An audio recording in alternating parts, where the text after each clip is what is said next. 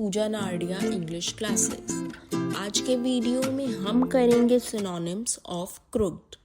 सबसे पहले जानते हैं सिनोनिम्स का डेफिनेशन। सिनोनिम्स आर वर्ड्स और phrases that have the same और वेरी सिमिलर मीनिंग्स। अर्थात समानार्थी शब्द वे शब्द होते हैं जिनका अर्थ एक जैसा या लगभग एक जैसा होता है। इस वीडियो में हम करेंगे क्रुक्ड के 4 synonyms. First, bent, BENT। Second, twisted, TWISTED। Third, zigzag, ZIGZAG।